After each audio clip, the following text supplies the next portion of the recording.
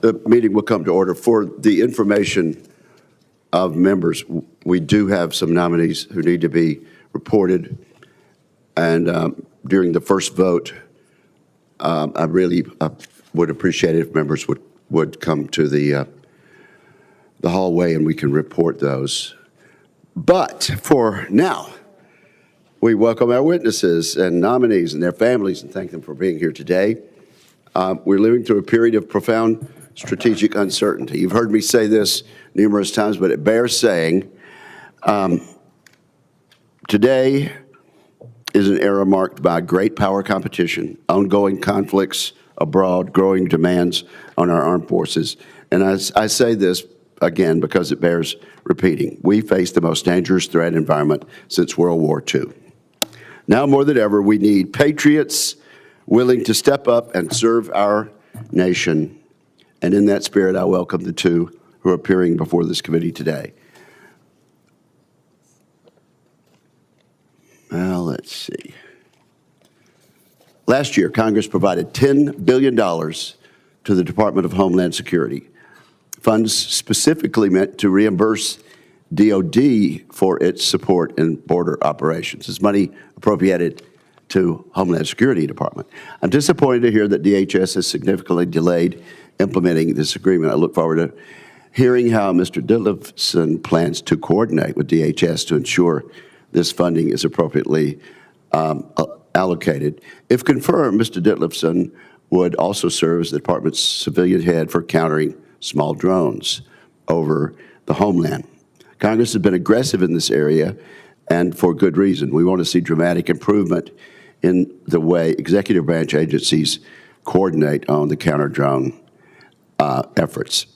Mr. Brian Birdwell has been nominated to serve as Assistant Secretary of Defense for sustainment. If confirmed, he will be responsible for ensuring that our ships sail, our aircrafts fly, our vehicles move, and our forces remain supplied in both peacetime and conflict. Our war fighters depend on these capabilities. They rely on Congress and the department to give them what they need to deter our adversaries and defend their fellow Americans. However, our ability to do so is under massive strain. Fragile supply chains, skyrocketing global demand for munitions and equipment, and increasingly contested logistics all threaten the readiness of our military. The committee is very aware of the challenges involved in maintaining our forces. We must modernize our industrial base, restore depleted stockpiles, improve installation resilience, and ensure accountability across the enterprise. So I look forward to hearing how Mr. Birdwell intends to approach these challenges in particular and how he intends to work with Congress, as I'm sure he will, to ensure the department remains prepared to sustain the force in any theater. With that, I turn to my friend and colleague, Ranking Member Reed. You are recognized, sir. Thank you very much, Mr. Chairman, and good morning to our witnesses, and congratulations on your nominations. I'd also like to welcome you and your families to this morning's hearing. Mr. Ditliffson, you are nominated to be Assistant Secretary of Defense for Homeland Defense and America's Security Affairs. You've served in this position in an acting capacity and principal deputy role over the past year. Today, the committee will consider your plans for this position, but also evaluate what you have already done during your current tenure. In that respect, while I appreciate and salute your past service as a naval officer, I have concerns about your nomination. First, I understand you have been personally responsible for planning and implementing the administration's deployment of military forces to American cities. Over the past year, thousands of National Guard troops and active duty personnel have been deployed to Washington, D.C., Los Angeles, Chicago, and Portland. In each of these cities, military forces were ordered to deploy over the explicit objections of governors, mayors, and local law enforcement leaders.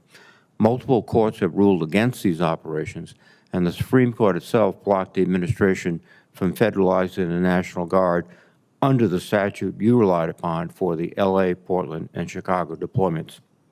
Mr. Ditliffson, I want to know how you defend these deployments in light of the repeated court rulings.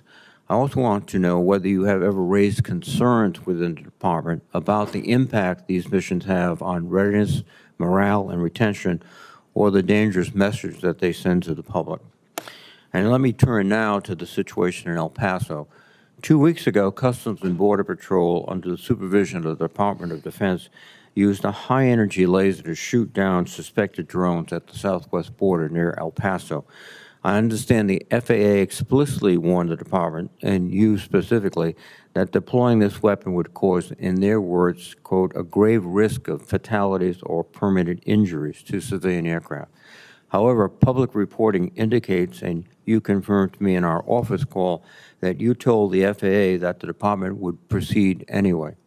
After the incident in your communicated intent, the FAA shut down the airspace over El Paso, triggering immediate chaos and confusion. I want to know which legal authorities you relied upon to override the FAA's safety review, and I ask that you provide this committee with the legal authorities and the agreement you used to transfer this weapon to the CPB. Finally, Ms. Ditliffson, if confirmed, you will oversee all defense and security policy for Canada, Mexico, Central America, South America, and the Caribbean. As you know, Chairman Wicker and I have repeatedly directed the department to submit basic information required by law to the committee regarding the ongoing boat strike campaign in the Caribbean and Eastern Pacific. To date, the department has failed to submit to Congress the execute orders and videos related to these operations, and it has refused to make public the legal justifications and intelligence underpinning the strikes. In order for this committee to perform our constitutional duty to provide advice and consent on all Senate nominees, it is imperative we have access to relevant information that reflects on your suitability to serve in this senior position. Given that you were the Acting Secretary of Defense for Homeland Defense and America's Security Affairs during the buildup of U.S. military forces in the Caribbean, and you continue to hold that position after the Department of Defense launched its campaign of military strikes against alleged drug boats, I expect your commitment today to submit these legally required documents to Congress.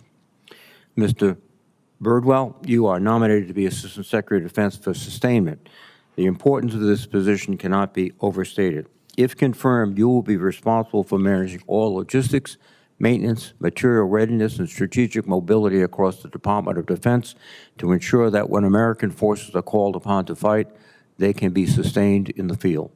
If confirmed, your most urgent priority must be addressing contested logistics. The Department has studied this problem extensively, but a convincing solution has yet to be presented. In any potential Indo-Pacific conflict, the distance involved are staggering, and our vulnerabilities in supply, fuel, maintenance, and transportation remain serious. I trust that your own experience in combat can lead and lend an important perspective on this issue, and I look forward to hearing how you plan to address it. Additionally, sustainment costs have become a major problem for the Department. Platforms like the F-35 are consuming an ever-growing share of our operational budgets, and if we do not build sustainment requirements into acquisition decisions early, we'll keep paying for it later. I would like to understand your approach to bringing these costs under control. Finally, I would take a moment to acknowledge and thank you for your own career of service. As an Army officer, you fought in Desert Shield and Desert Storm. And on September 11, 2001, you were in the Pentagon when Flight 77 struck. You survived burns over more than 60% of your body and were awarded one of the most respected decorations in the United States military, the Purple Heart.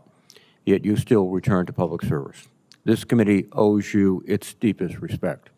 Thank you again to our nominees, and I look forward to your testimony. Thank you, Mr. Chairman. And hear to that word of commendation, Mr. Ranking Member. We're delighted to have our colleague, Senator Cruz, with us today.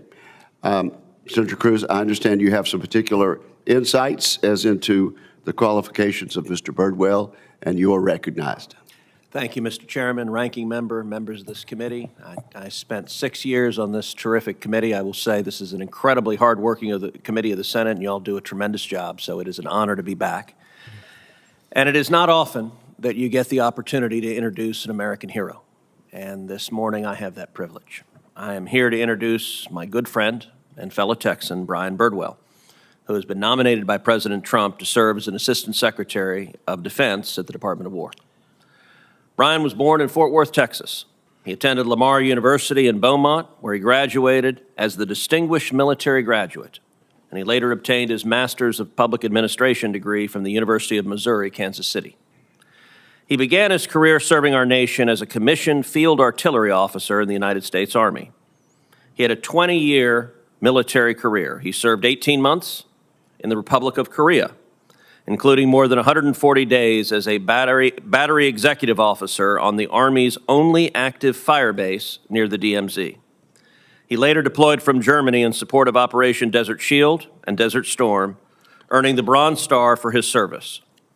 As part of the 2nd Armored Cavalry Regiment Battle Group, his unit received the Valorous Unit Award for its actions at the historic Battle of the 73rd Easting. Brian then transferred to the Quartermaster Branch, serving in key logistics and planning roles, including on the Corps staff and in joint operations.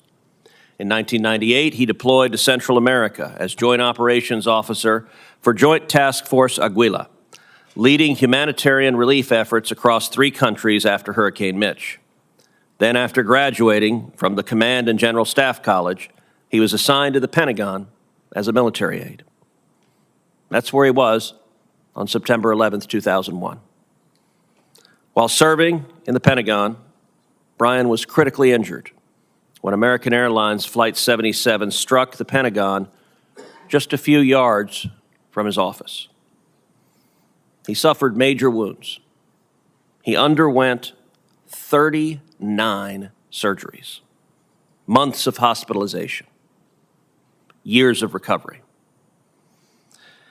As you can see today, he came through what can only be called a miraculous recovery. After the 9/11 attacks, Brian was awarded the Purple Heart and the Legion of Merit upon his retirement in 2004. After retiring from the military, Brian and his wife, Mel, and I will tell you, Mel's much more impressive than Brian. Brian's a nice guy, but Mel's a rock star. They decided to continue serving those around them. Together, they founded Face the Fire Ministries, supporting burn survivors and wounded service members and their families. In 2010, Brian was elected to the Texas Senate, where he has since been reelected 5 times with overwhelming support from his constituents. Over 8 legislative sessions, he has built a record of impactful leadership, strengthening border security, expanding access to higher and technical education, supporting veterans and their families, safeguarding Texas's energy sector, and authoring the strongest border security package in Texas history. In 2021, during the challenges of the COVID-19 pandemic, his fellow senators selected him to serve as President pro tem of the Texas Senate. Today, he chairs the Senate Committee on Border Security and the Committee on Natural Resources, while serving on several additional key committees. His leadership extends beyond the state legislature, including more than a decade as chairman of my U.S. Service Academy Nominations Board. And in that, I would be remiss if I didn't say thank you. Over 13 years, he has helped me select hundreds of extraordinary young men and women who've gone on to serve our military. It is a board that treats its responsibilities with great diligence, reading every single application from every Texan twice, and selecting amazing young men to serve our nation. He has been inducted into both the United States Field Artillery Association Hall of Fame and the United States Martial Arts Hall of Fame. He is a proud Texan, a proud American, a highly decorated military veteran who has served the state of Texas. His love for God and country is evident through his continued work of public service. I will say it will be a real loss to me to have him no longer chairing my Service Academy Board, but my loss will be the United States' gain. And I'll tell you, Brian is a man of intellect, of discipline, of hard work, and of impeccable integrity. And I'm proud to introduce him to this committee. Senator Cruz, we'll put you down as a yes on this nomination. Mr. Chairman, do we get to examine this witness? On the advice of counsel, I decline to comment. Mr. Birdwell, you are recognized for your opening statement. Thank you, Senator. Chairman Wicker, Ranking Member Reed, distinguished members of the committee, good morning.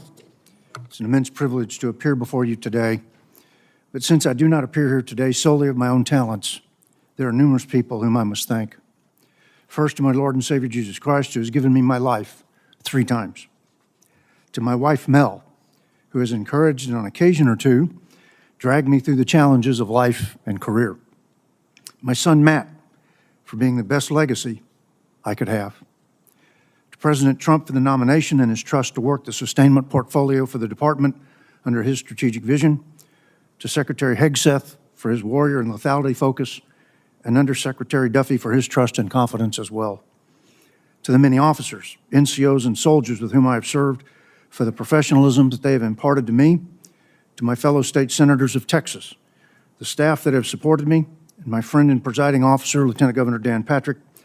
The lessons of our nearly 16 years together have prepared me for this opportunity. Finally, let me thank my friend and Senator Cruz, for his gracious introduction and friendship over the past decade plus. I arrive before you today with a varied experience to bring my potential duties, if confirmed. I've served in the DMZ in Korea, stateside in troop units with numerous training rotations across our training centers, in Germany during a time of dynamic change immediately after the Berlin Wall came down, in a logistics billet in the sands of the First Gulf War, combat development's position working at the tactical level of acquisition process at the mid-career schoolhouse at Fort Leavenworth, on First Corps G4 staff as the Corps logistics planner, working with allied countries in and around the Pacific Rim, the operations officer for humanitarian relief operation across 3 countries in Central America, and finally on the Army staff just before and in the aftermath of the September 11th attack. While my 20 years of experience began over 40 years ago, and there's a bit of mold on the shelf life of that experience, there is no mold on my heart as a warfighter who has served and loves his country and proudly wears the scars of that love and service. I wish to use my experience to support President Trump's vision of peace through strength, and the best way to do that is to keep the peace as being prepared for war. If confirmed, 3 things will animate my return to federal service. First, mission first, people always. Just as Secretary Hegseth has said, our people are critical to meeting the challenge the President has set before us. The people who manage our material and supply chains are just as critical to mission success and lethality as what they manage. Second, bring a warfighter's perspective to the sustainment portfolio, one who has been on the ground in 4 of our geographic combatant command AORs and fully understands the sense of urgency that Secretary Hegseth has expressed in his message to the force memo.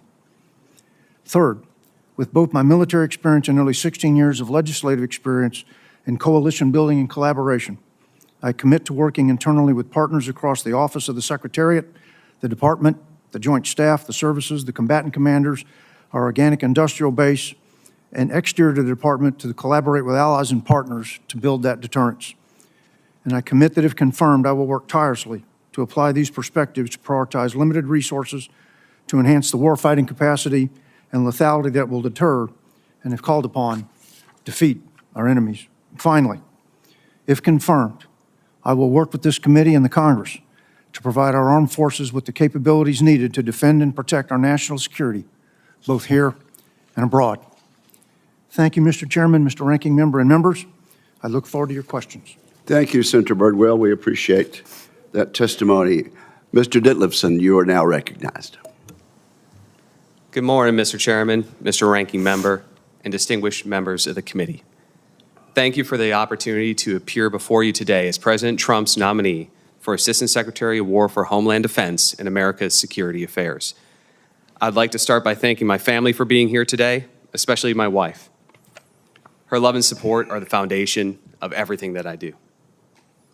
My entire adult life has been a commitment to serving this great nation, a calling that began on September 11th, 2001. The tragic attacks of that day profoundly impacted my life, and they shaped my understanding of what it means to defend the homeland. I've always believed that meaningful service is found in confronting the most difficult challenges, and I have deliberately sought out those roles in my life. After the attacks of September 11th, I decided to apply to the United States Naval Academy with the goal of becoming a military officer. After witnessing the horrific effects of improvised explosive devices in Iraq and Afghanistan, I decided to select explosive ordnance disposal as my occupation with the goal of saving American lives. And now, with the many threats facing our nation, I am seeking confirmation to lead one of the department's most challenging portfolios. The prospect of serving as an Assistant Secretary in President Trump's second term would be the highest honor of my professional life and an opportunity to continue advancing the President's vision for a strong and secure America. I'm grateful for the trust President Trump and Secretary Hegseth have placed in me. This administration has a clear and decisive vision for the defense of our nation, a vision laid out in our core strategic documents. Our approach is one of hard-nosed realism, grounded in deterrence, focused on securing our homeland by bolstering security at our borders, dismantling narco-terrorist networks, deterring adversary threats, and restoring law and order in our cities. The 2026 National Defense Strategy establishes an undeniable truth.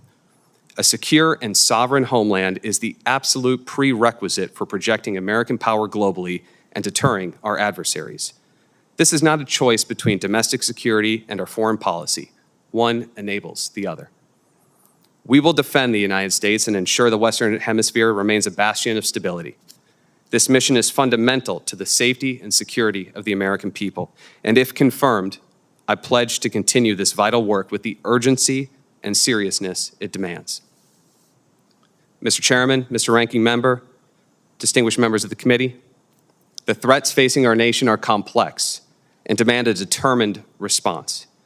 If confirmed, I pledge to work tirelessly to execute this vision of a secure homeland and a stable hemisphere.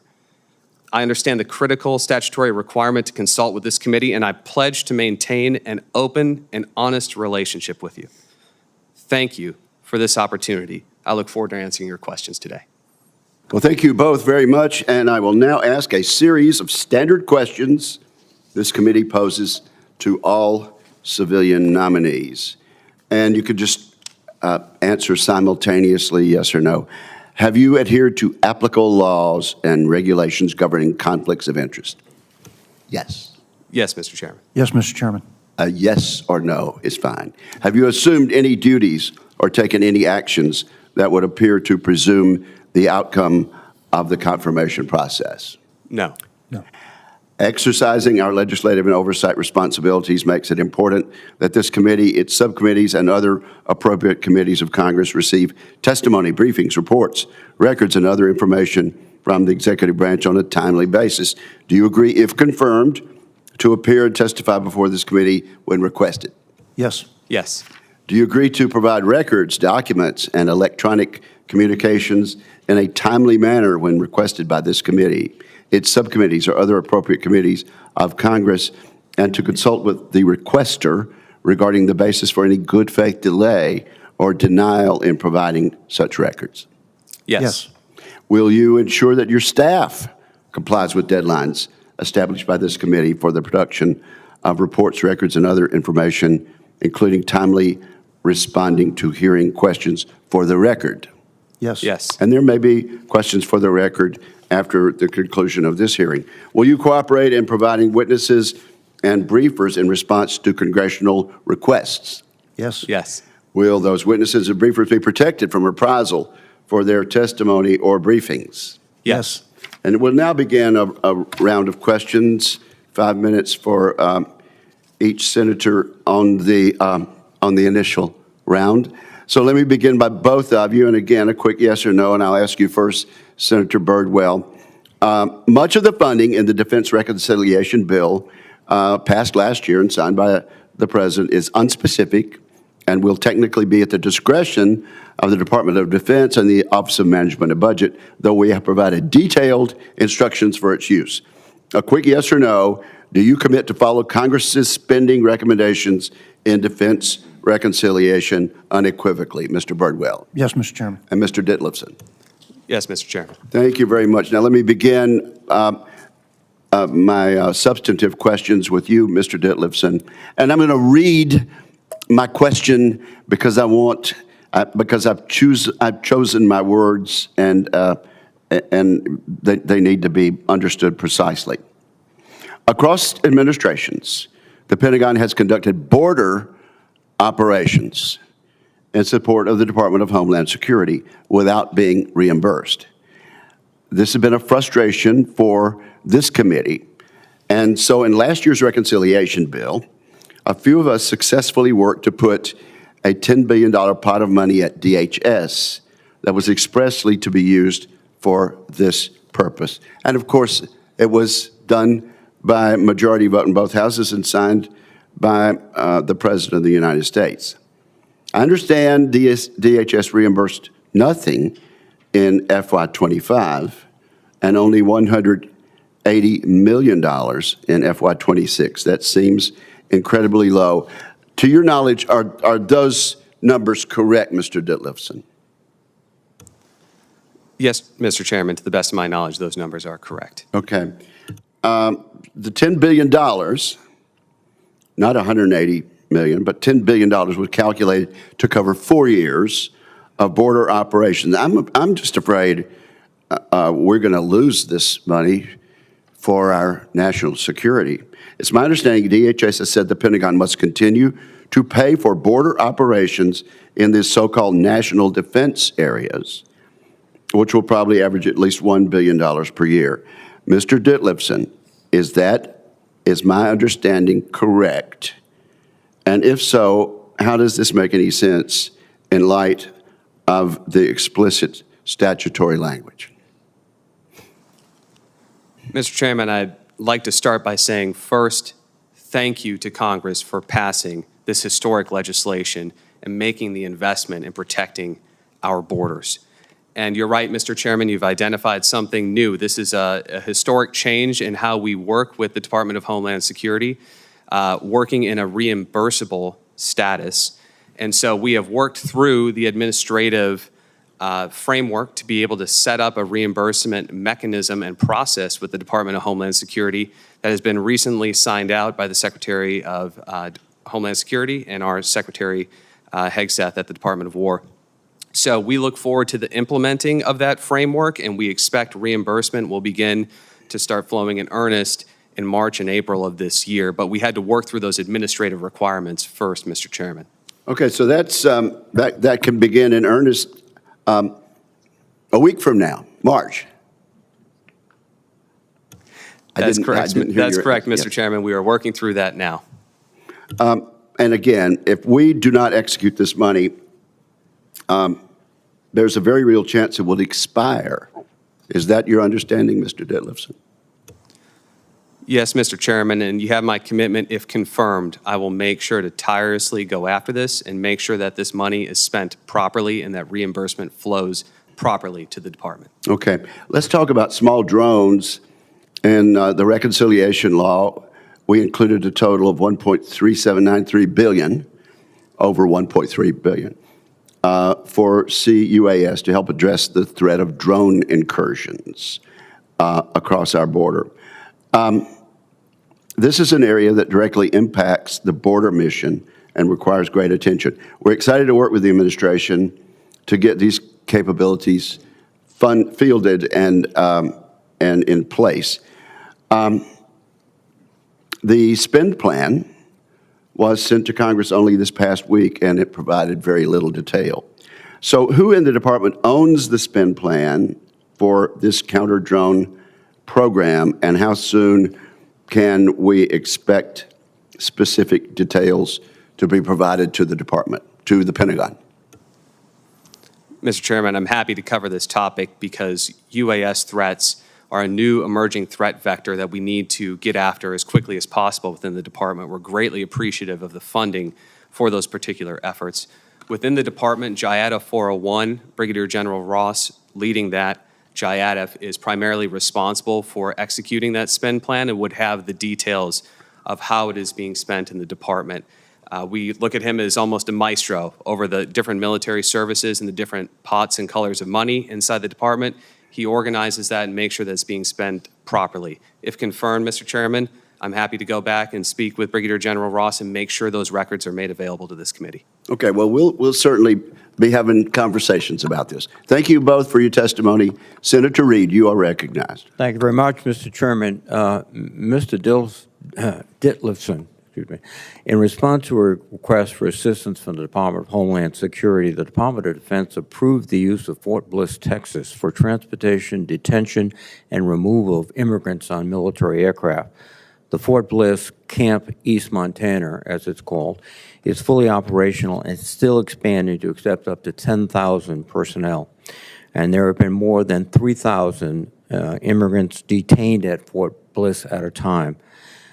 The construction of the Fort Bliss detention facility was 100% funded by DOD at the cost of approximately $365 million, another debt that DHS owes to the Department of Defense in line with the chairman's questioning.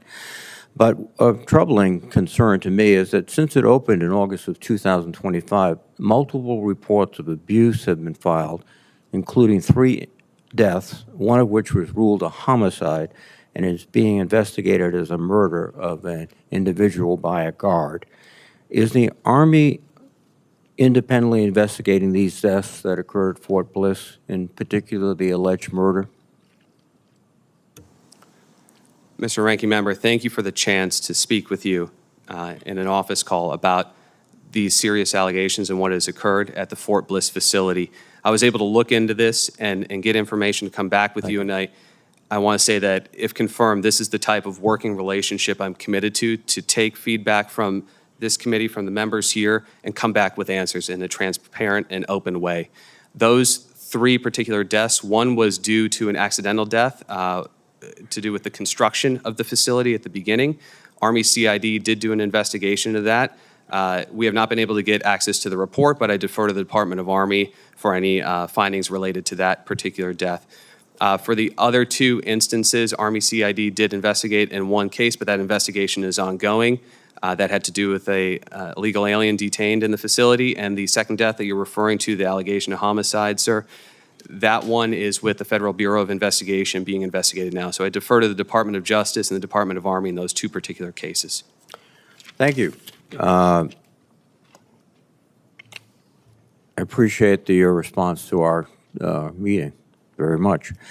As we all know, on Wednesday, February 11th, 2026, the FAA announced it was closing the El Paso airspace for 10 days following the deployment of one of DOD's high-energy lasers by the Customs and Border Patrol along the border with Mexico.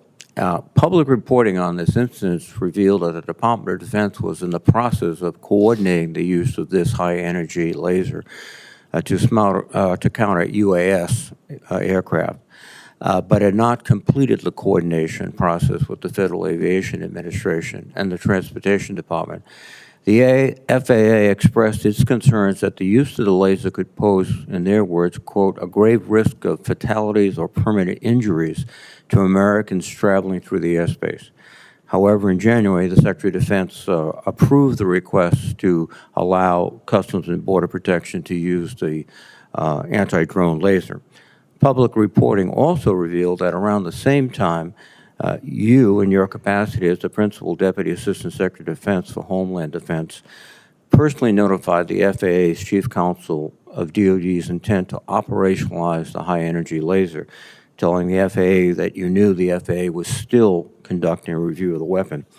The rest is obvious. The question is, why did you not conclude the statutory requirement to fully coordinate with the FAA before authorizing the use of the weapon system? Mr. Ranking Member, thank you for the chance to address this particular area because it's complex with different statutes involved in protection. The first thing I would like to say is that the Department of War always cares about safety, and we want to defend this country and defend Americans. We don't want to ever do anything that would be unsafe that would affect American lives negatively. The second is, as far as coordination requirements, in this particular situation, National Defense Area 1, under which Fort Bliss is covered, had Section 130I authorities, and I'd like to commend this particular body for expanding 130I authorities for the department, especially Senators Cotton, Gillibrand, and Senators Peter for their work on the Counter Act and the Safer Skies Act incorporated into NDAA. So in this situation, Mr. Ranking Member, the statutorily requirement for 130I authorities is to coordinate with the FAA. It does not require approval from the FAA. But I can assure you, most importantly, this system is incredibly safe. We have coordinated with the FAA for over 14 months, sharing technical data back and forth, having our scientists working with theirs so that they know the safety level of this particular system, and we continue to work together. If confirmed, Mr. Ranking Member, you have my commitment. We will continue having this great relationship with our counterparts at the FAA to ensure that our systems that are employed are absolutely safe. Well, thank you. Just quickly, the coordination failed. When the FAA has to order an airspace closed for 10 days, particularly critical airspace like El Paso, something is wrong. Somebody made a mistake, and it may be the FAA, but I think it's critical to recognize that there was a failure in coordination, and successful coordination is required by the statute. Thank you, Mr. Chairman. Thank you, Senator Reed. Senator Fisher. Thank you, Mr. Chairman, and thank you to both of our gentlemen before the panel today and to your families for your service and your continued service to this country. I'm going to follow up Mr. Ditliffson with the ranking member's question. He said that it was a failure, the coordination that we saw on the closing of the airspace at El Paso, Texas. Do you think it was a failure? And if you do, or even if you don't, tell me what you would do to ensure that the department's going to work with federal and state partners on the counter-drone situations that we have. Senator, thank you for that. And I would agree with the premise there that this was not a failure, that we have coordinated very well with the FAA. But novel technologies always require new testing. And this is something that the FAA has never seen before, and it's something new at the department that we have utilized overseas, but it's a new thing here in the United States as we defend the southwest border and employ technologies to protect our citizens, that we need to work through these requirements with the FAA.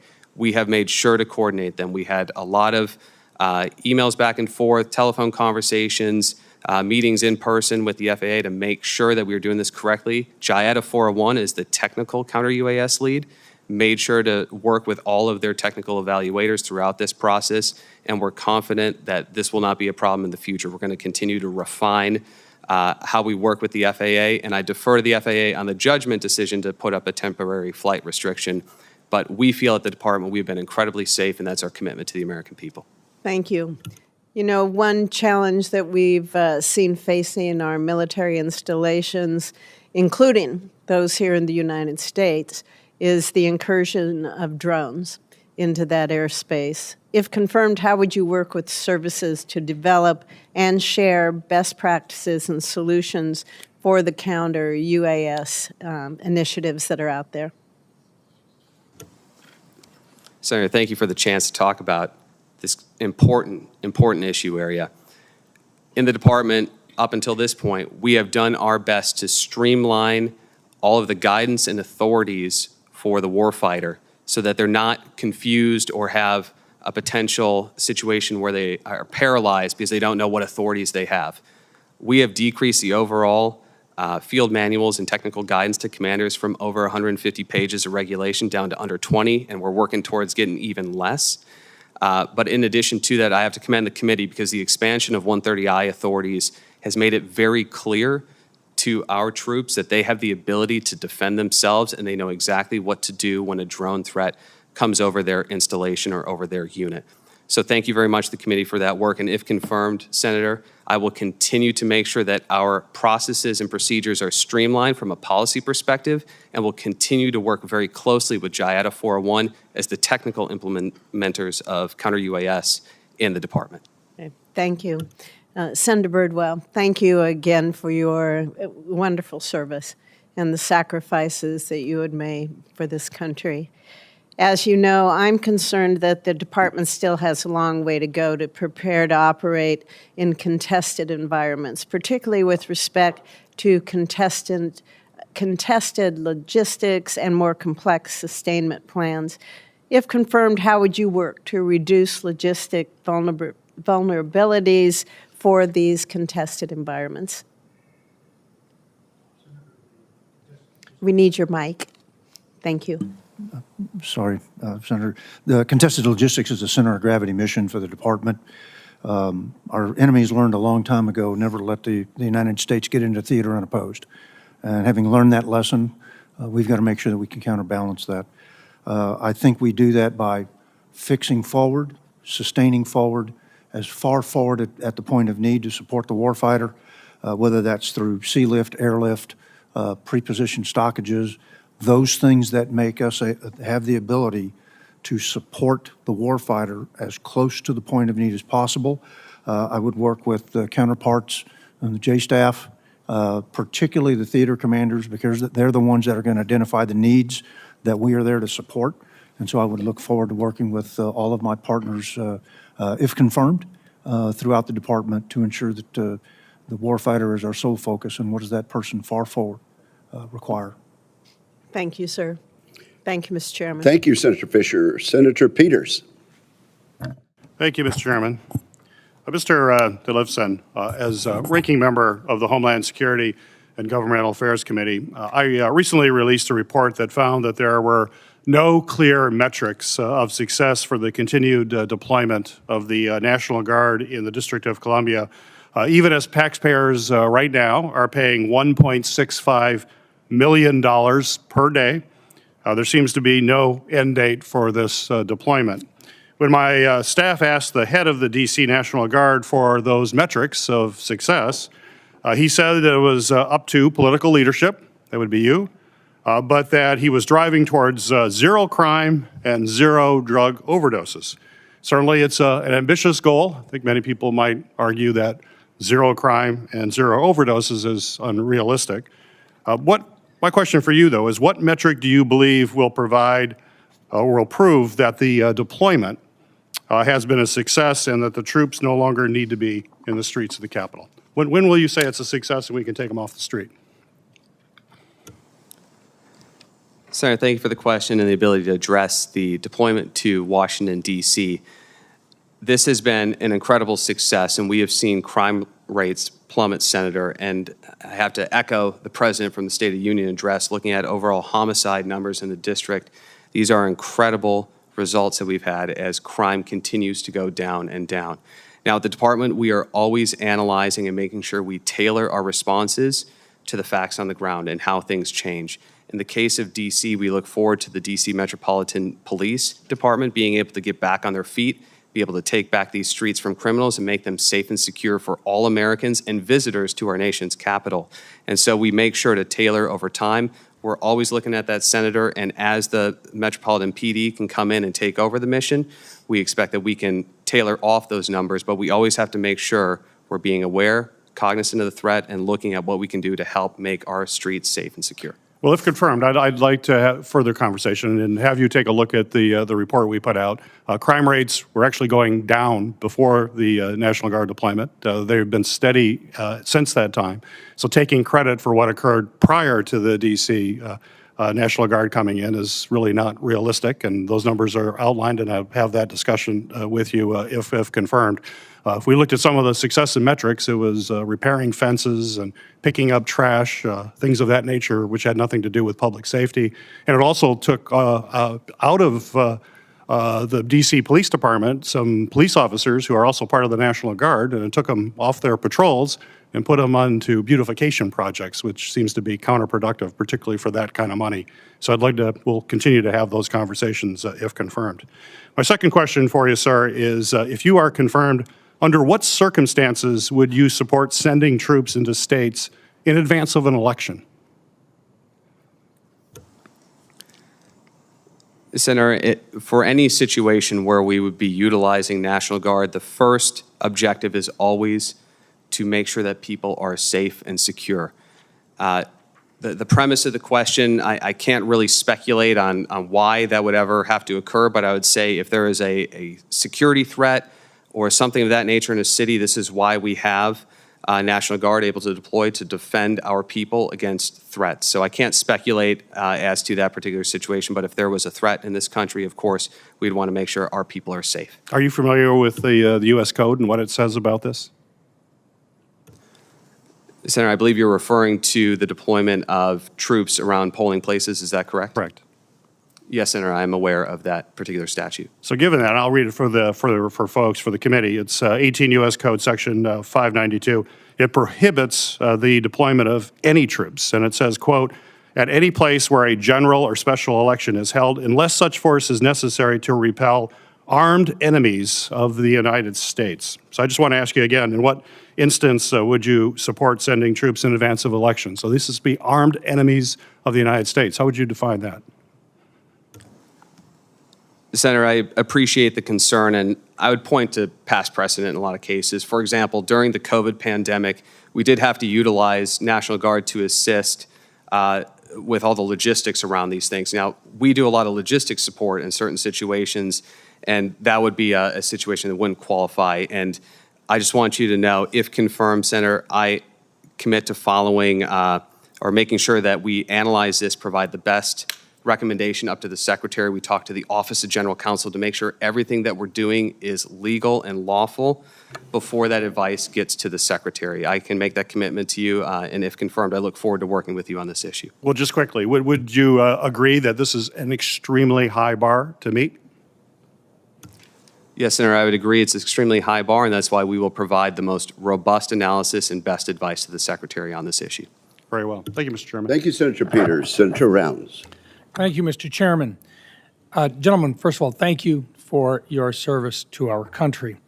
Mr. Ditliffson, I've heard from 58 senior department officials that vacating the 3.1 to 3.45 gigahertz and the 7.4 to 8.4 gigahertz bands of the electromagnetic spectrum, or sharing of them in a suboptimal manner, would degrade or disrupt our critical national security systems operating on those bands. Our homeland defense missions rely on radars and communication systems operating on those lower 3 and 7 and 8 bands. We know that China would love to have us inundate that part of the band with commercial operations. We know that they have been working on that for a number of years, and they continue to work on that on an international scale.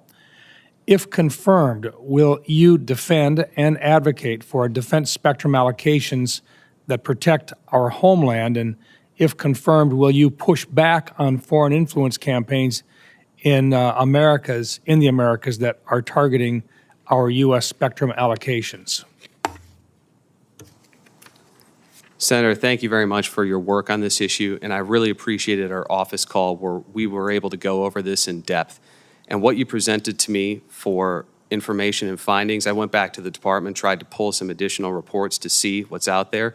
You're absolutely right. It's very concerning, Senator. And so you have my firm commitment.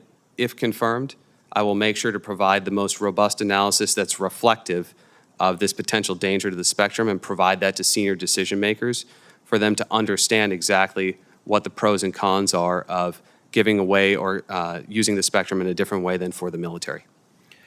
I note that one part of our laws, which we've just most recently done in the Reconciliation Act, we made it very clear that the operations within those spectrums would be for DoD purposes. But I do think that there is one area that I would draw attention to, and that is that there may be attempts to take other governmental operations, NASA and others, and to move those portions of their electronic spectrum that is currently outside of those areas and to push those into the areas that we currently use for military operations, thus creating more space outside for commercial operations. I draw your attention to it because what it would do would be to continue to compress the availability of that part of the spectrum for some very specific needs that we have within the department today. Mr. Birdwell, in my office, we discussed an additive repair technology called cold spray, which multiple military services are using to get equipment up and running in days or weeks rather than months while waiting on back-ordered parts. It's basically 3D printing. The services have had varying levels of interest and commitment to employing this technology, but it has proven extremely successful and effective at saving costs and time everywhere that it has been adopted. This technology is being used in Indo-PACOM and is critical to supporting forward deployed forces that are operating in a contested environment. If confirmed, will you commit to thoroughly exploring how the department can more broadly adopt cold spray technology and normalize its use as part of our sustainment plans? You want to turn your mic on, please? You could move the mic closer. Oh, sure, Mr. Chairman, you bet. Thank you, Senator, for the opportunity to visit with you. Any opportunity across the services that allows the warfighter to be more properly sustained, more rapidly sustained, I'd be more than pleased to work with you in the committee on any particular technology that increases the warfighting capability of our servicemen and women. Thank you. One other item, Mr. Birdwell. 3 years ago, the Department of Defense estimated that the inability to detect and isolate electronic faults resulted in over 383,000 non-mission capable days each year and over $5.5 billion in non-value-added sustainment costs. In response to this readiness and sustainment challenge, the Office of the Secretary of Defense proposed funding for the purchase of a readily available, effective, and proven technology to address this issue. The Senate Armed Services Committee fully supports this technology, and the fiscal year 2024 defense appropriations included $35.2 million for it. My concern is that under the previous administration, the Army has, instead of acquiring this readily available, proven, and extremely cost-effective technology, despite its powerful support from the Department and SASC, decided to continue to only study the issue. Meanwhile, the Navy has outright resisted acquisition of the technology. If confirmed, would you commit to working towards resolution of this issue? Senator, if confirmed, I commit to working toward that resolution. Thank you. Thank you, Mr. Chairman. Thank you, Senator Rounds. Senator Birdwell, is there really anything to this cold spray idea? Do you think it's actually practicable? Mr. Chairman, a 3D printing opportunity to mature our industrial base internally, domestically, for 3D printing that can sustain the warfighter overseas is something we ought to explore. To the particulars of that technology, I don't have the granularity that you seek. Okay. But I think any opportunity to support the warfighter, greater speed, greater accuracy at point of need is always something to explore. And neither do I have. So if you could supplement your answer on the record, that might be helpful. I would be pleased to do so, Mr. Chairman. Senator Warren, I believe you are yielding back your time. Is that correct? No, sir. I was Nice try. grossly mistaken. Senator Warren, you're recognized. Thank you, Mr. Chairman. So, service members enlist to protect our country from foreign adversaries, but President Trump seems hell-bent on deploying our troops to American streets and against our own neighbors. This is extremely dangerous for our communities and for our democracy, and it is costly for the DoD and for our service members as well. According to the Congressional Budget Office, Trump has already spent $500 million on domestic deployments. And my investigation found that DoD spent over $2 billion in taxpayer money on immigration enforcement in 2025. Now, that is money that is coming straight from the military's budget for things like repairing military barracks, training our soldiers, repairing schools for service members' children. DoD took this money from our service members, even though the agency that is responsible for immigration enforcement, ICE, is swimming in a budget that is bigger than most other countries' entire military's budget. Now, Mr. Ditliffson, you're nominated to be the Assistant Secretary of Defense for Homeland Defense and America's Security Affairs, and you're serving as a deputy in that office right now. How much of the $2 billion do you expect to get back from DHS?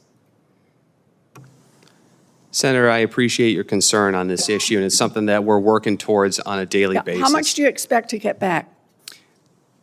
At the beginning of this fiscal year, FY26, the Secretary worked out a policy, issued a policy saying that all support was on a reimbursable basis. And on a day-to-day basis, Senator, that's what we prepare up to the Secretary for Do you decision. expect to get it all back? Senator, everything is on a reimbursable basis, so we expect to chase that down, but we... I have to question your everything. DOD and DHS have no reimbursement agreement in place for FY 2025. So it appears that DOD won't get back the billions of dollars it handed over to ICE that year. Money meant to fix barracks with sewage overflows is just gone. Now, in December, when asked about domestic deployments, you told this committee, quote, "I can say without a shadow of a doubt, this is not having a negative effect on the military's readiness or budget." But an internal National Guard of the deployment, an internal study of the National Guard of the deployment in D.C. noted, quote, "fatigue, confusion, and demoralization, a, quote, wedge between citizens and the military. National Guard members have told reporters that this is, quote, not what I signed up to do, and that they feel ashamed to wear the uniform, and that they plan to quit." So, Mr. Ditliffson, do you still think, quote, "without a shadow of a doubt," that deploying the military in American cities has no negative effect on readiness? Senator, I'm unfamiliar with the report, but I'm going to take that back with me and dig into it. And if confirmed, I absolutely will be looking at that seriously, because we always want to make sure that our support is appropriate for the mission. You haven't heard any of this? None of this in your role? You've been sitting there in the office every day since the deployment. You haven't heard any of this? Senator, I've not heard any feedback like that from the National Guard Bureau. I work closely with General Nordhaus, the chief of the National Guard Bureau, and he has not expressed concern over the deployments to Washington, D.C. And that's your only source of information right now? Senator, he's the person I engage with most on this particular issue, Brigadier General Blanchard. You may want to widen your aperture for getting information here. Look, the stakes are high, and I fear they're only going to get higher.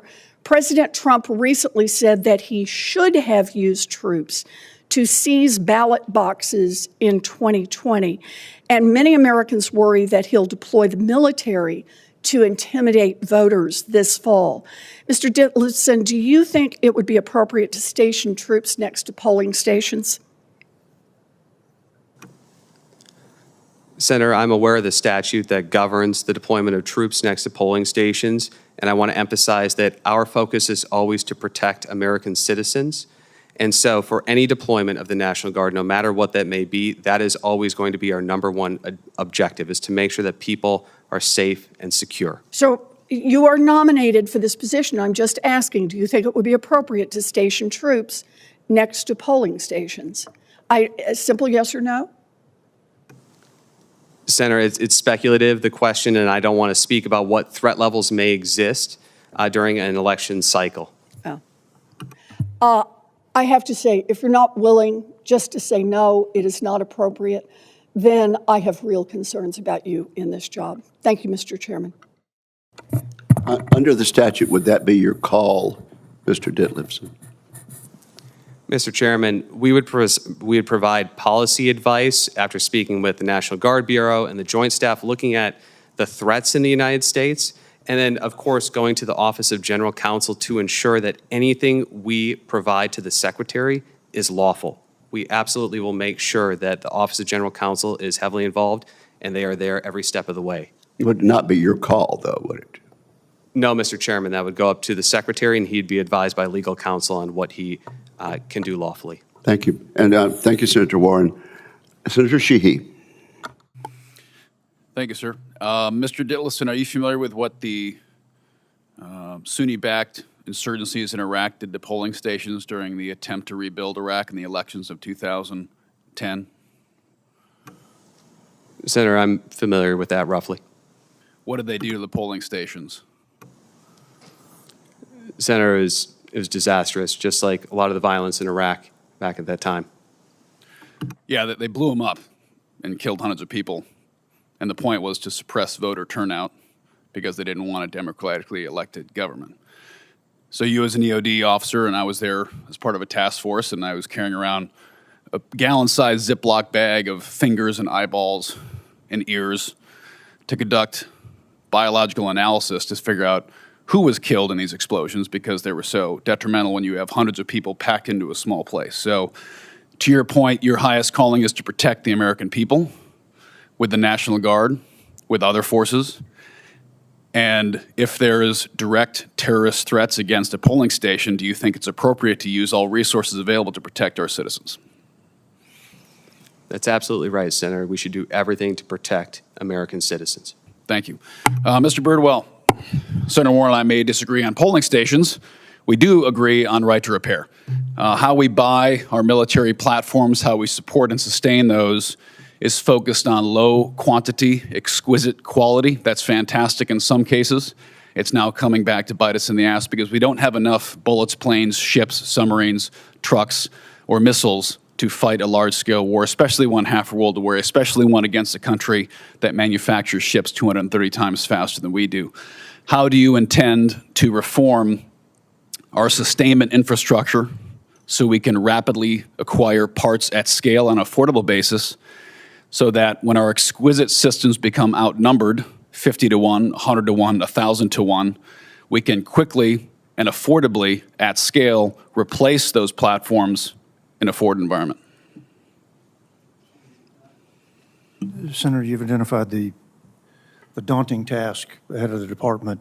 There are a number of places that I believe the department, if confirmed, I'll be able to participate with partners across the spectrum of the department and the services. Everything from championing the organizational industrial base. It's had a significant amount of neglect that it needs to be championed across each of the respective services, Army, Navy, Air Force.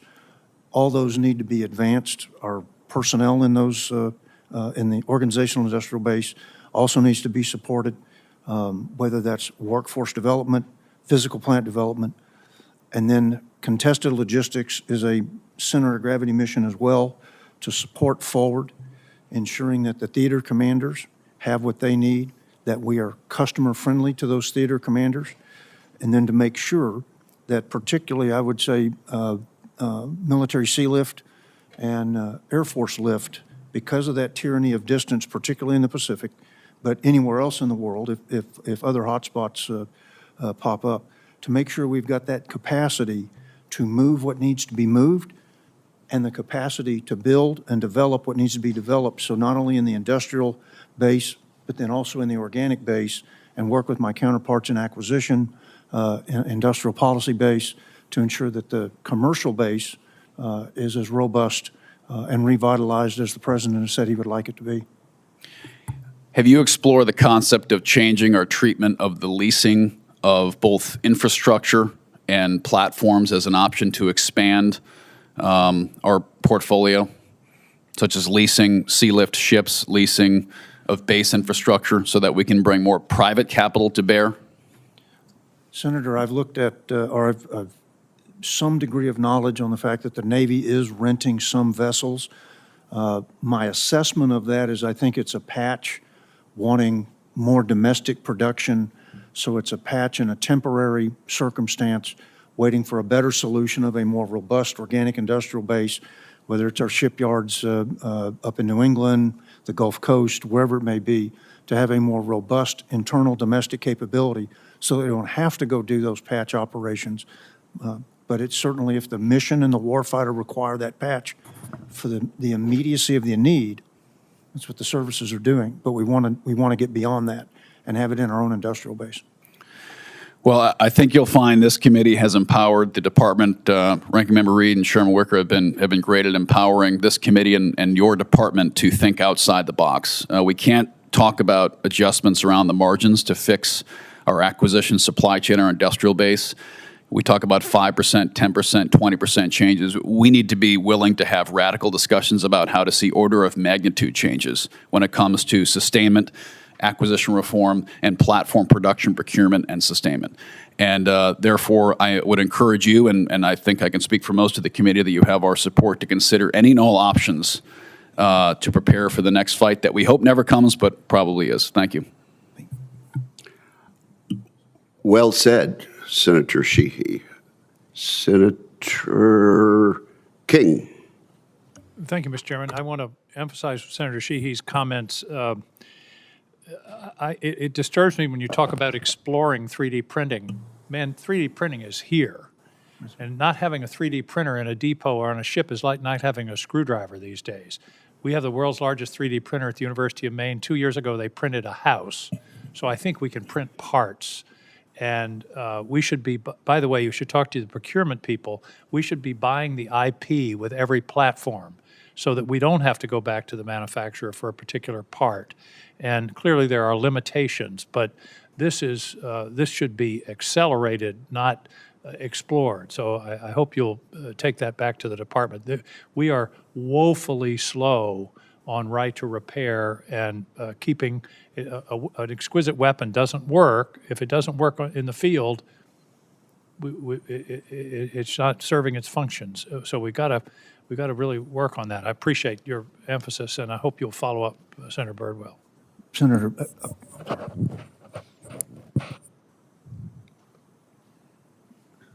do I need to wait for the chair? Did you No, ask because a my question, time's Senator? slipping off. I'm not waiting for Okay, you. okay. Then let me respond if I may, Senator. You're absolutely right on right to repair. It is an area that we've got to do a very good job to make sure that we've got the necessary. A way better job. Way better job. Certainly, 3D printing is here. Yes, Senator, you are correct. Thank you. We want to do right to repair, particularly because we want to be able to repair in theater closest to the point of need. And certainly as new acquisition comes on board, having the ability to have. Okay, I want to appreciate that. Mr. Ditliffson, were you involved in the decisions involving the boat strikes in the Caribbean? Were you in the chain of command of that discussion? Senator, in my capacity as the principal deputy, I work on the policy around that, but the particular preparation of the strikes is primarily. So you weren't in the room that day helping to make those decisions about the strikes? Senator, that'd be the Special Operations Low Intensity Conflict Office and Policy and the Joint Staff that'd be involved. Have you seen the second video from September 2nd?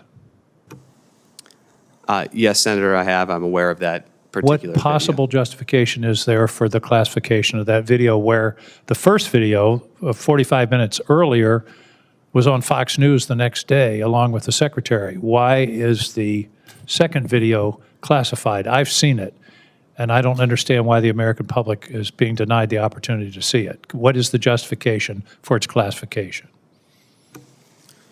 Senator, I appreciate the concern on the video and what it shows, but I can't speak to the releasability of a video. How come? You're when the it's policy classified. guy. What's the policy that says this should be a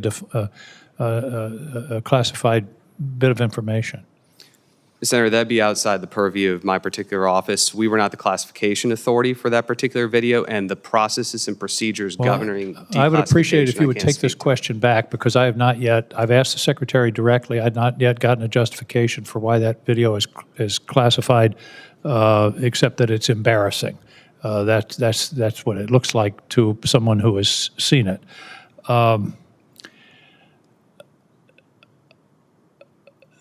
The designated terrorist organization, who defines a designated terrorist organization? That's the basis of the strikes in the Caribbean. Senator, the ability to designate a group as a terrorist organization is outside of the Department of War's purview. I would defer to the Department of State. I understand that. I'm just asking you, who makes that decision? Well, Senator, it's outside of our office. It would be with Department of State, and it would be with Department of Justice as they advise the president on what group should be a terrorist organization. I'm surprised you're not giving me a direct answer. Isn't this a presidential decision? Doesn't he or she make the final decision as to what is a, quote, designated terrorist organization? Senator, I believe you're correct, and they are advised, the president is advised by Department of State, Department And of do you Justice. know what as the it goes through. definition is? What's the criteria for a designated terrorist organization? Is it written down anywhere? I don't believe I've ever seen it. Well, Senator, I would defer to those particular agencies advising the president through that process. Could you I don't want to speak on supply, their because behalf. you're in the policy business at the Department of Defense, could you please supply to the committee the definitions or criteria that are used to have a designated terrorist organization? Senator, if confirmed, I pledge to work with you on these issues in the Caribbean, and I hope to have a great working relationship with you and your office. You mentioned the Caribbean. I'm running out of time, but I've got to tell you, in your list of sort of priorities focused on securing our homeland by bolstering security at our borders, no objection, no problem. Dismantling narco-terrorist networks, no objection, 100%. Deterring adversary threats, no problem. But your final one is restoring law and order in our cities. That's not the role of the Department of Defense. We have state police, we have local police. It's not the role of the military to restore order in our cities. And what concerns me is, if indeed it's the president that designates a designated terrorist organization, what are the limits of that, and what's to keep this president or a different president from saying that some group that they don't like inside the country is a designated terrorist organization and therefore could apply military forces? I hope you'll come back to me with the answers to my questions. Thank you, Mr. Chairman. And yes, that was a rhetorical question. Mr. Ditliffson, you were not involved in making the decision about designating a terrorist target, were you? That's correct, Mr. Chairman. I was not involved in that process. Okay. So now we have Senator Sullivan and then Senator Slotkin. Thank you, Mr. Chairman. And gentlemen, thank you for your service and your desire to serve your country further. Very much appreciate it. I want to thank the families as well. It's not always a sacrifice for both the people involved in serving, but also their families. So I want to thank all of you as well. Mr. Ditliffson, I appreciated our meeting the other day in my office. As you and I talked about, I focused a lot on the Arctic, but we've been focusing a lot on the Arctic as a country now. Discussions on what's happening up there. I was, as I mentioned, a little bit disappointed that the NDS, despite having spoken to the Pentagon leadership about making sure we had a strong Arctic component, it wasn't that strong. I was actually disappointed by the limited focus, particularly given what's going on in the Arctic. As you and I talked about, we have this chart. These are the ADIS and EEZ incursions. I'll get the specifics here. This is Russian and Chinese incursions into the Arctic, also known as Alaska, my state. That's in the last 3 or 4 years. Look at that, Matt. By the way, we had one just last week. This is updated. Last week we had 5 Russian aircraft enter our ADIS, 2 strategic bombers, prompting NORAD to dispatch 2 F-16s, 2 F-35s, 4 KC-135s, and an E-3 to go intercept those Russian bombers. And the real concerning one, and when you look at this chart, the green is joint Russian-Chinese task forces. So those are strategic bomber task forces, Russia and China, and naval task forces. One as big as 12 ships. They don't do joint strategic task forces anywhere else, so I can tell, certainly in the United States, but in the world. But they're doing it in my neck of the woods, which is America's neck of the woods, which is what you're going to be in charge of. So how important do you view the Arctic in your overall defense strategy, and how are you going to make sure it's more seriously reflected in the strategy documents? Again, in my state, it's big news. The Russians are in our ADIS last weekend. And by the way, a shout out to the great men and women who serve in the military in Alaska. They go up and intercept these guys every single time. Those are tough missions, right? When you're flying above the Arctic Ocean in February and it's 40 below zero and you're flying an F-16 with a single engine, you lose that engine, you're punching out over the Arctic Ocean in the middle of the night. It's usually night there anyways because it's still dark. Those are tough missions, and our military does it every time. But help me out here. I was disappointed, as I said, in the NDS, especially because there's so much going on. I mean, yeah, we got to protect the southern border, but damn it, the northern border is pretty busy. Just ask the Russians and the Chinese. What are we going to do on that? And I need your commitment in a big way to step up the focus. Senator, first, I I want to commend your work on this issue area because this is vitally important to Homeland Defense, to U.S. national interest. This is the definition of Homeland Defense. When the Russians and Chinese are probing our airspace and our waters, I don't know if there's any more higher priority to get them the hell out of there. I completely agree, Senator. And Alaska is vital to the defense of the other 49 states. Alaska is our homeland. So I understand the disappointment as far as not mentioning Alaska by name in the National Defense Strategy, but I want to assure you, Senator, as we create implementing frameworks and further on guidance to our forces, we absolutely want to make sure that Alaska is a part of that because it's a pillar of what we're looking at for a regional strategy. If confirmed, Senator, I would love to work with your staff, receive input from you directly on how we can better write that framework to reflect the importance of Alaska. Great. I appreciate that, and thank you.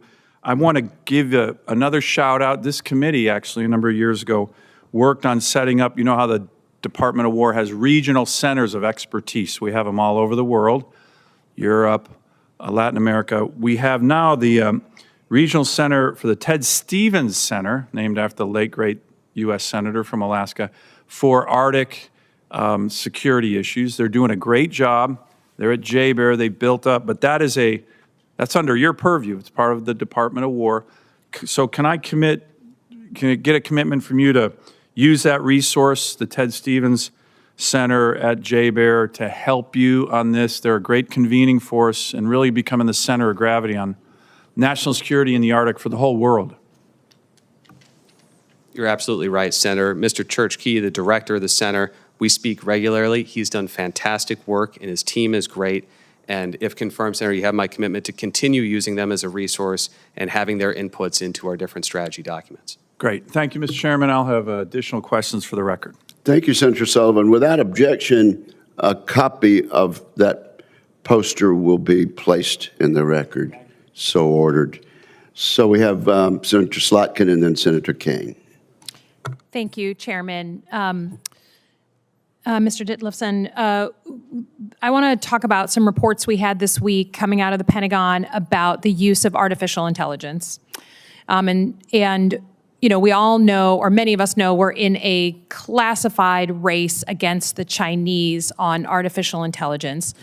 Reports came out this week that Secretary Hegseth was negotiating a contract with an AI company, and this AI company says, look, we just have two conditions. We're not going to allow our AI to be used to develop weapons that can kill without a human being in the kill chain.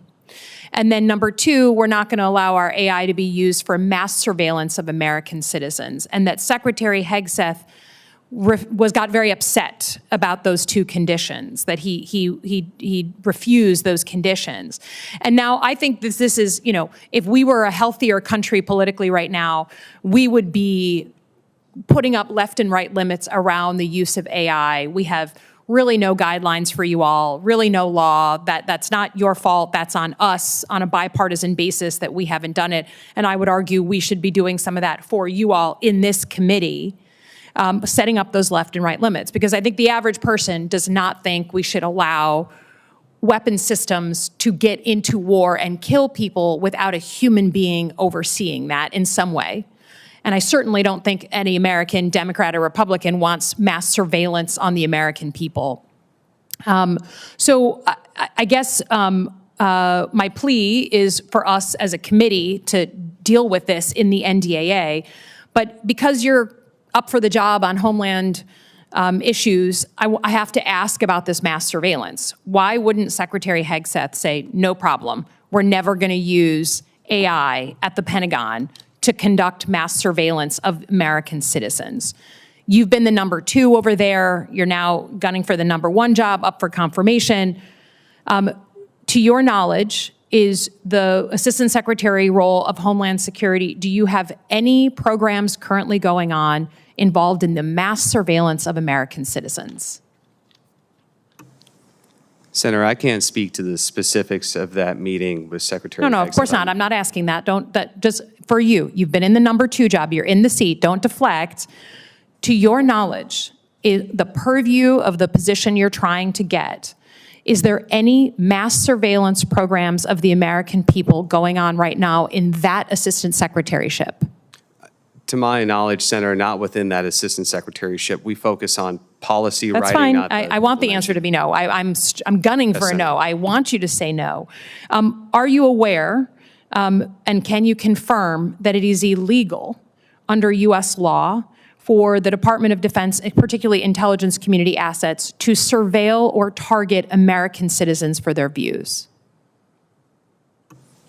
Senator, I'm not intimately familiar with the exact language in different statutes. I would always defer to the Office of General Counsel to make sure any policy advice that we provide is lawful. Okay, it is the law, right? Executive orders, the National Security Act of 1947, and then everything that came out of Watergate. American citizens don't want to be surveilled by their government. You do criminal activity, go for it. You should be brought down.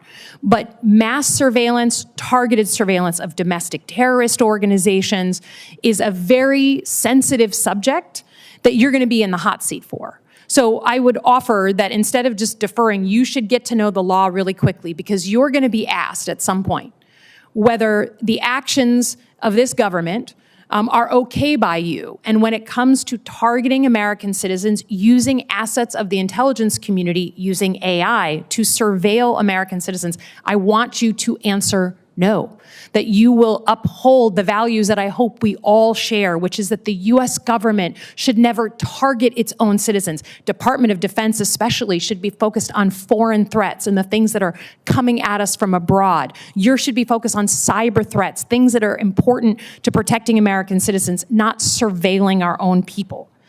And I will just say, along the same lines of what you will be asked, you know, Senator Sheehy was in Iraq. I was in Iraq too.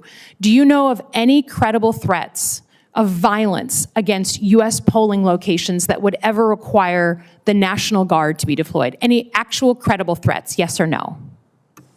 Senator, in this particular forum, I can't speak about any threats that may or may not exist and need to maintain operational security. I think the idea that the President of the United States is saying that we should deploy National Guard and potentially others around polling locations when there is no credible threats. You should bring them up here if there are credible threats. We all have clearances, but the idea that we could be deploying law enforcement and National Guard around a polling location without a credible threat should send a shiver down your spine.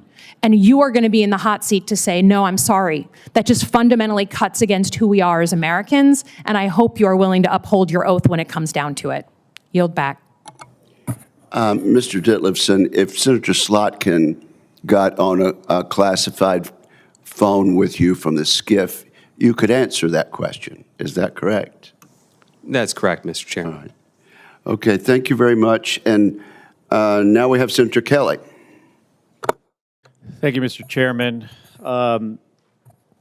Ditliffson, just to follow up on Senator Slotkin and the chairman, I think you would be able to say just yes or no if there's a credible threat. That's not classified information. I mean, saying what the threat is would be the classified part of a response.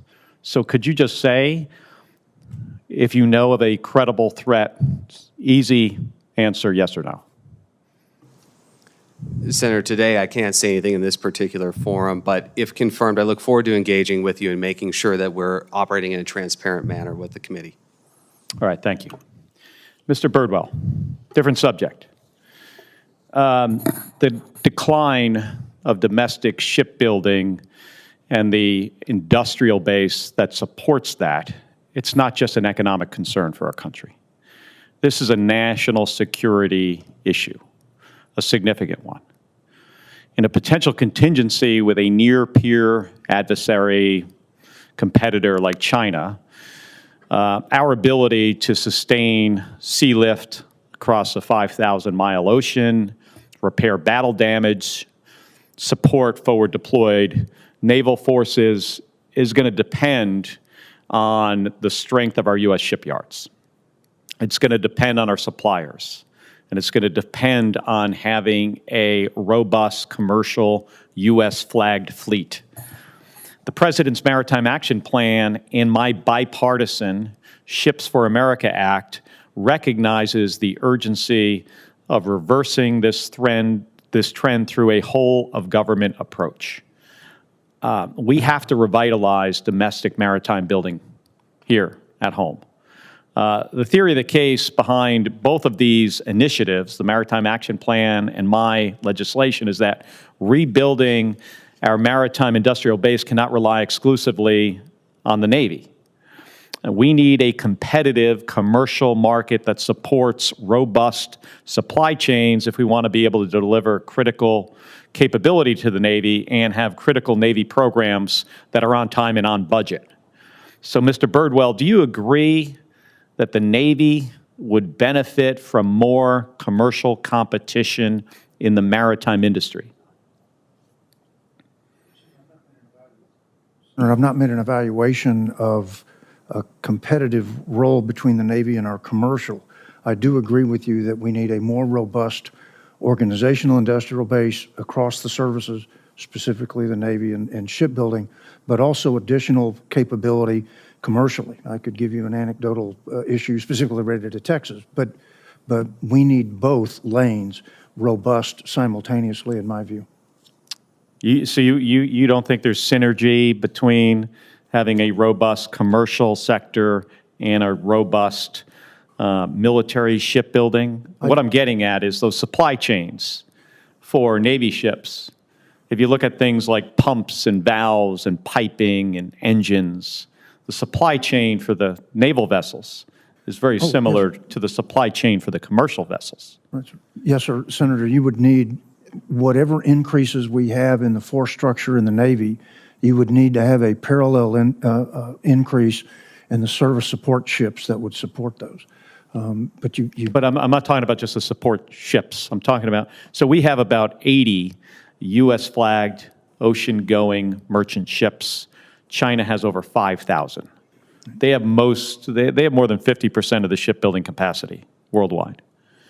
What I'm getting at here is by revitalizing the commercial shipbuilding sector, it helps us build more Navy ships because you have more robust supply chains. So if confirmed as Assistant Secretary of Defense for Sustainment, how would you align the department's sustainment strategy with the broader maritime initiatives to ensure that we have the industrial capacity that the Navy depends upon for its sea lift?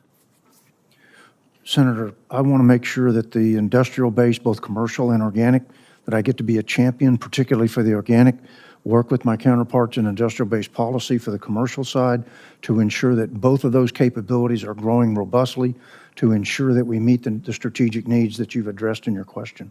Okay. Yeah, there is a strategic need for commercial sea lift. I mean, that's without question.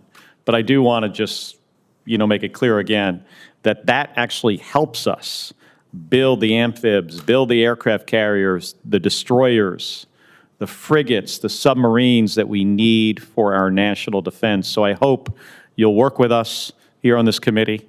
I've got strong legislation. It's bipartisan. It touches every aspect of the maritime industry so we can flag more U.S. ships with U.S. crews built in U.S. shipyards with U.S. suppliers. That's what I think we need, not only to revitalize the commercial sector, but at the same time, we get the added benefit of having a bigger industrial base for shipbuilding across the country. So I look forward to working with you on it. Senator, if confirmed, I look forward to working with you in the committee on that very topic. Senator Birdwell, I think Senator Kelly has made a profound point here. This is not the first time this has been discussed among this committee, but he's on to something that, that might give us the quantum leap that is vitally needed to do what needs to be done. So thank you, Senator Kelly. Senator Kaine, you have finally lived long enough to be recognized. It's your turn. That's a good allusion to a special day. Thank you, Mr. Chairman, and thanks to the witnesses. Mr. Ditliffson, you were here before us on the 11th of December for the National Guard hearing, and I asked 2 questions for the record that I submitted to you right after the hearing that you have not yet answered. Is there any reason why you have not yet answered them 2.5 months later? Senator, from my particular position, submitted questions, but they need to go through legal review and make sure that they get over to you with the proper notations from different components for their input. But I made sure that we've submitted those, and we're going to get them to you ASAP, Senator. Well, I'd like to submit the unanswered questions for the record 2.5 months after I submitted them. The 2 questions are a total of 6 lines of text. They're very short questions, and I'm not impressed with the response time. If I could submit those for the record, Mr. Chair. Without objection. So ordered. Mr. Ditliffson, I was not here when Senators Reid and Fisher were asking about the El Paso incident because of a HELP committee hearing I had, but I understand that your testimony was that there was no lack of communication between the federal agencies. Was that your testimony? Yes, Senator, that's correct. Robust communication over a period of 14 months is what was occurring between the FAA and the Department of War. Then what was the breakdown that caused the closure of the airspace for that number of hours and the significant cancellation of flights? Senator, I can't speak to the FAA's determination to set up the temporary flight restriction and why they did it the way they did for the length of period of time, but I can say that we provided notification when this system became fully operationally capable, and then we also provided notification with our intent to fire the system. The news accounts suggest that insufficient notice was provided to the FAA. Do you dispute those accounts? I would dispute those accounts, and I don't think they had the totality of our communication. It was only a selective piece. Because it's one thing to say you provided notification. If you provided notification just minutes before something happened, that would have been insufficient. And that's what the suggestion is. And look, the reason I ask about this, you'll get the El Paso thing straight. We had a crash at DCA Reagan a little bit over a year ago. 67 people, including 3 members of the United States Army, lost their lives because of inadequate communication between the DoD and the FAA. And this was a danger that we had repeatedly warned about. The National Transportation Safety Board has come out with a report assessing a number of things that went wrong. And so when we see something like this at El Paso, and thank goodness flights were canceled, but there were no injuries or deaths, and then we hear that, no, there's adequate communication between the parties, forgive us for being skeptical. We don't want to be complacent and see significant other challenges. And so that's why we ask about this, and we will continue to follow up on it. In response to my colleague, Senator King, you said with respect to boat strikes in the Pacific, you have been involved in policy, not like the determination about particular operations. Have you been involved in the discussion around the policy of which boats should be struck, or what should the targeting criteria be? Senator, from our particular policy office, we're not involved in the target preparation and the engagements that are briefed up to the Secretary. That granularity is the purview of, I believe General Braga was over here and briefed the committee and the Special Operations Office. Separate from individual instances, have you been involved in discussions about what the criteria should be that should warrant potential kinetic action? Senator, I have not been involved in what criteria constitutes a threat that they can engage legally under that framework. Our office has not been involved in that. So you're not aware of what the requirements are for assessing which boats can be targeted in these operations? Senator, for those specific requirements, I would defer to the Special Operations Low Intensity Conflict Office and the that's Joint not, Staff. Yeah, that's not the question I asked you. I asked you, sitting here today, are you aware of the targeting criteria that render a craft eligible to be stricken by kinetic activity? Yes, Senator, I'm aware of the criteria that would constitute a threat that allows for engagement under constructs that the Office of General Counsel has reviewed and provided to the Secretary. Is one of those criteria demonstrable evidence that a craft contained narcotics? Senator, I want to make sure that I provide you the absolute correct answer. And so if confirmed, I will make sure to answer that question, but that's one that I'd like to take back to get you the exact. And how long will that take? ASAP, Mr. Chairman. And as I hand it back to the chair, I have been given the answer to that question in a classified setting and have some significant concerns about it. But that concerned operations that had happened before January 1, September to January 1. And I'm asking for a classified briefing on each operation since January 1 to see if the criteria may have changed. But we'll pose the question in a very precise way in a written QFR, and we would love to get a prompt response. Thank you, Mr. Chair. And again, Mr. Ditliffson, that's not exactly your call. That's correct, Mr. But Chair. you're the one sitting here in front of this committee. Thank you very much, Senator Kane. Senator Gillibrand, welcome. Thank you, Mr. Chairman. Catch your breath. I want to pronounce your name right. Could you pronounce your name for me? Ditliffson, Senator. Ditliffson, got it. Mr. Ditliffson, while the AHI cross-functional team now falls under the Undersecretary Michael, during your time as acting Assistant Secretary, you were the DoD interagency lead for AHI and responsible for overseeing the CFT. In your conversations within the department about the future of AHI CFT, what role did Care for Victim cohort play in your discussions, and how are you ensuring a smooth transition for the cohort in the new structure? Senator, I'm happy to discuss this topic because our warfighters that have been affected by anomalous health incidents absolutely deserve care and treatment for this particular issue. And care for veterans is one of the pillars of the AHI CFT. It's part of their mandate. And so I would say a large part of their work has to do with healthcare concerns and how we can better treat folks that have been affected. And during their day-to-day, that's something that they focus on, and what I saw in my purview when I was over the top of the AHI CFT. To ensure continuity during this transition period, we have made sure to have a robust coordination effort with the Research and Engineering Office, and we've transferred employees so that they have all of that experience and expertise continuing on in its new form with Undersecretary Michael. Thank you. Will you if confirmed, will you resume your role as DoD interagency lead for AHI, or will that be moved to research and engineering? Senator, it is my understanding that it will be transferred to research and engineering. What do you see as the most important AHI-related work over the next year?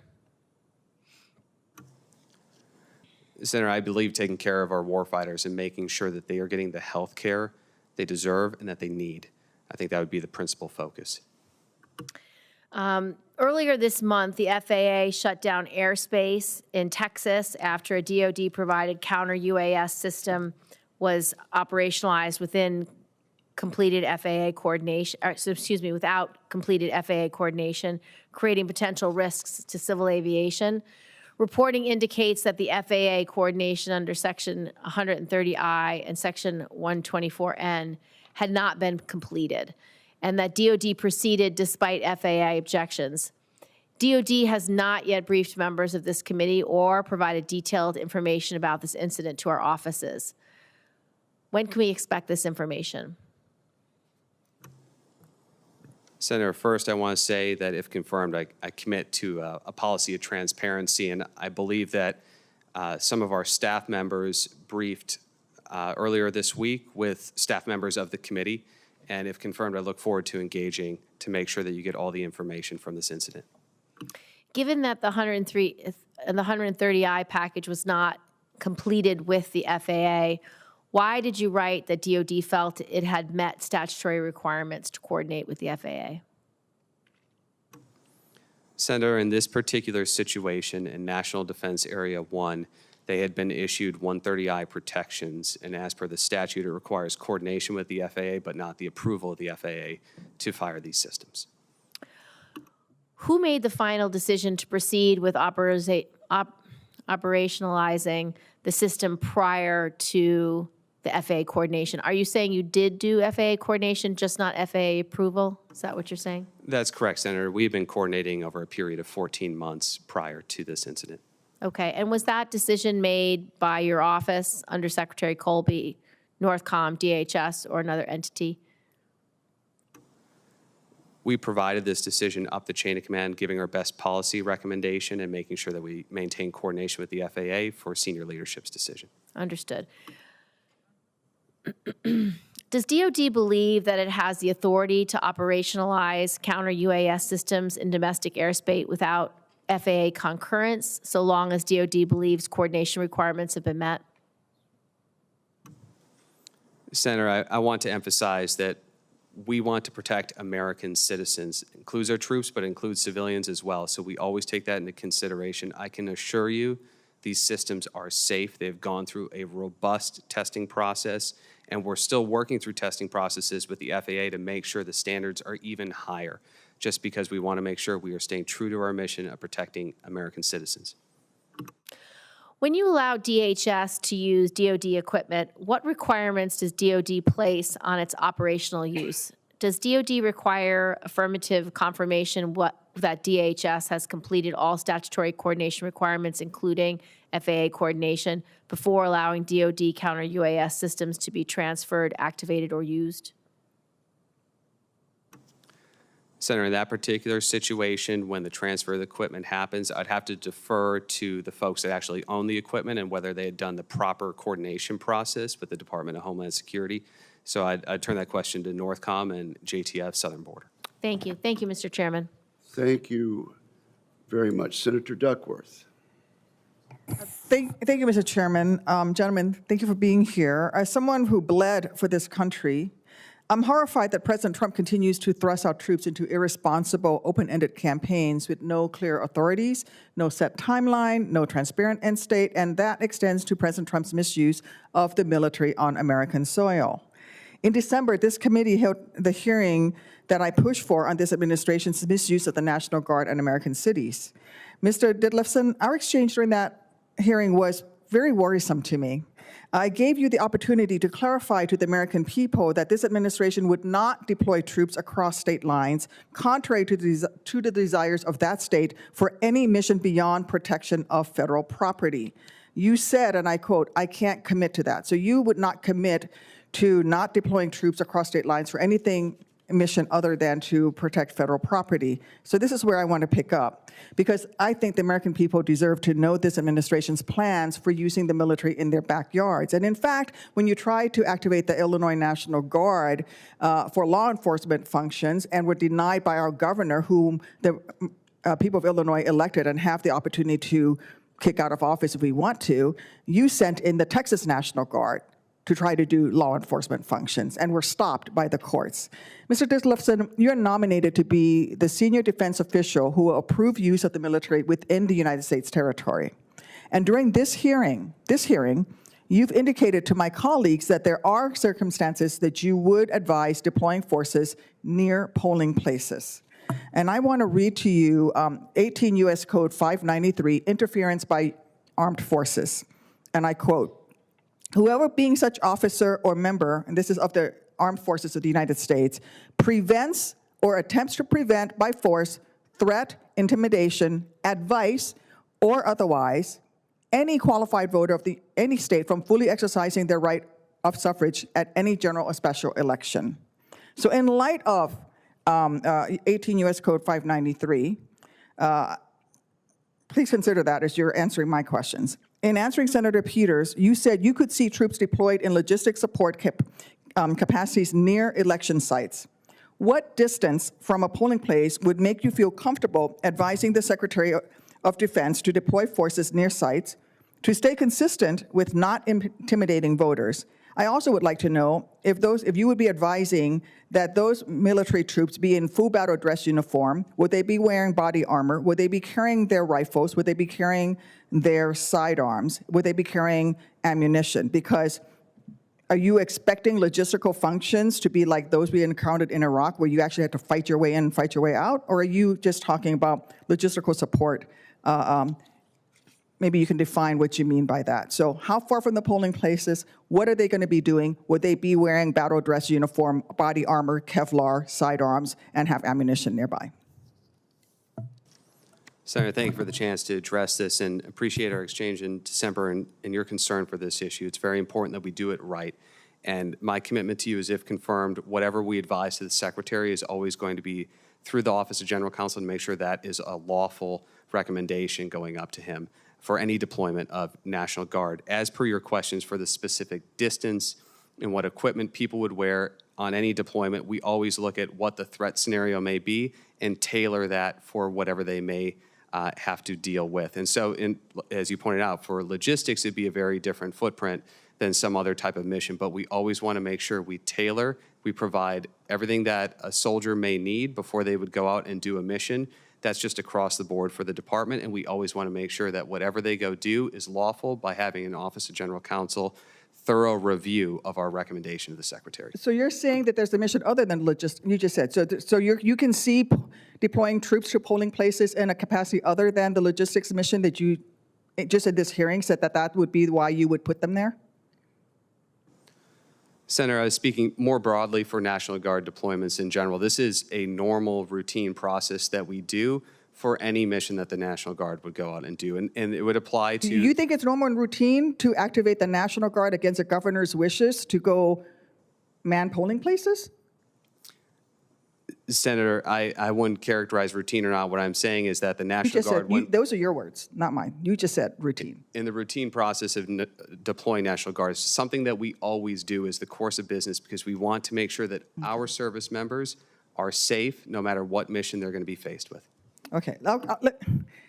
You're answering a different... So going back to what Senator Peters asked you earlier, are you saying that you would deploy National Guard troops in some capacity other than logistics? Because you said you could see sending them there for logistics to polling places. And now are you saying that there are potentially other reasons to send them to polling stations beyond logistics? And that they may actually be fully up-armored, fully combat equipped, depending on what you decide is the situation on the ground?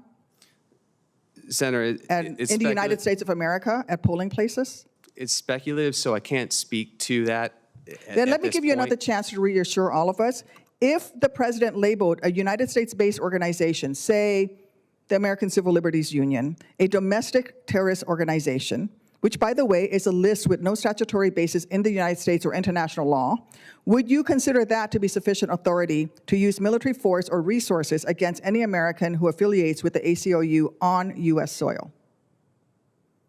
Senator, I can't speculate on that. Okay. What I can assure you is that anything All that of these should be easy commitments, but apparently for you, there are not.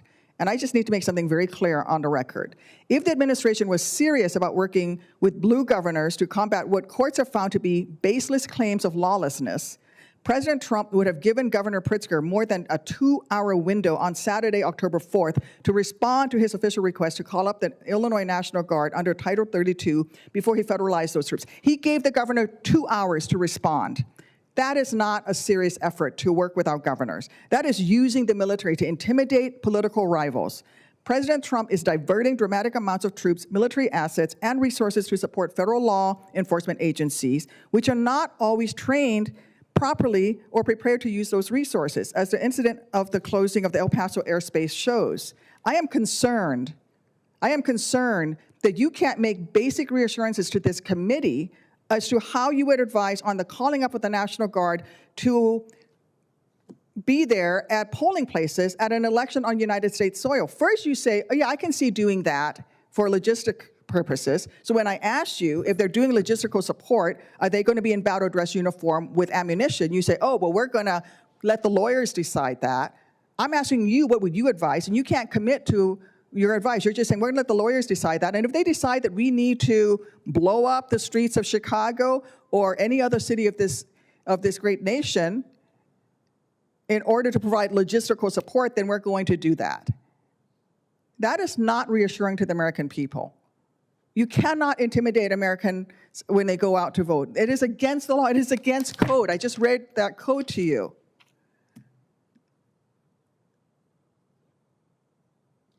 I am at a loss. The American people will not stand for this. I will not stand for it. and my colleagues in Congress should not stand for this administration's attempts to use our nation's military to intimidate Americans from exercising their fundamental right to cast a vote in elections. I yield back. Thank you, Senator Duckworth. Your statements will be included on the record. Are there follow-up questions? If not, how long should we hold the record open, Mr. Clerk? 2 days for questions for the record. I want to thank our witnesses for their thoroughness today and express my appreciation. This hearing is adjourned.